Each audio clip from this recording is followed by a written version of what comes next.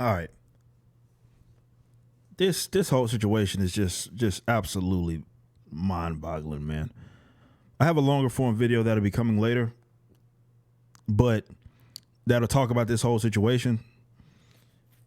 For whatever reason, weirdos are justifying looting because they're brainlets that are incapable of holding two positions at the same time. So they force these false dichotomies on you to make it seem as if you have to choose between black life and property of Target. Now, never mind this whole situation. That's a nonsensical non-argument, considering that it's not only Target that got looted out of this whole situation. It wasn't. That's just a fact. I've shared, and you look on my Twitter, one of the black owned business stores sold wigs and stuff like that. They got looted and so forth. We're going to talk about this business owner of a pawn shop got looted. This idea that, they have insurance. You seem to not know how insurance works. Hell, in a lot of cases, there's clauses in which you can't even file in the event that something like this happens. Nonetheless, none of this is conducive to actually solving any problem. And to act like these guys are some revolutionaries instead of opportunistic assholes is intellectually lazy and dishonest. Oh, well, we have to riot because this is the only way that they'll hear us. It's got to be the dumbest thing that I've ever heard. There's a clear aggressor. The only people that are really in the right, they're more so the one people that are doing something that's conducive to solving these issues are the people that are at the precincts. You have the video evidence. You know who the aggressor is. Setting AutoZone on fire ain't going to be the solution to any of this. These guys just opportunistic assholes, and they're both wrong. To an equal level, not necessarily.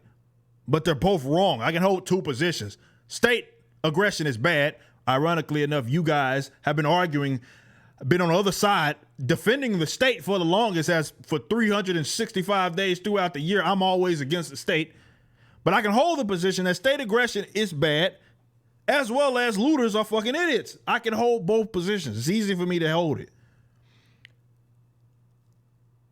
But this situation right here is bizarre because I don't understand it. John Ripple, I believe is his last name. If you've seen some of the video, he shot a looter outside of his business. Looter died. As far as I'm concerned, if he was looting, he got what he deserved. They arrested this man for murder. Police, and why did they do it? So the police spokesman says he believes Minnesota's duty to retreat law means a business owner doesn't have a right to defend their property with lethal force because it's not their home. So basically, you got to run away. What is this? Recap. This guy went to murder. He's being charged with murder. There's no bail. Meanwhile, somehow, the cops that killed this man in broad daylight on film, it's recorded, have not been arrested. They're under investigation. This is why I'm saying that you guys are stupid, man. What? This is showing me that I'm right. And it's funny enough, the guy, this is him. He's white. So much for that white privilege, huh? Huh? Oh man, he should have been fine, right? Huh? So much for that. So much for that in this situation. I done told your stupid asses that this is more to do with the state than it does race. That's the core issue.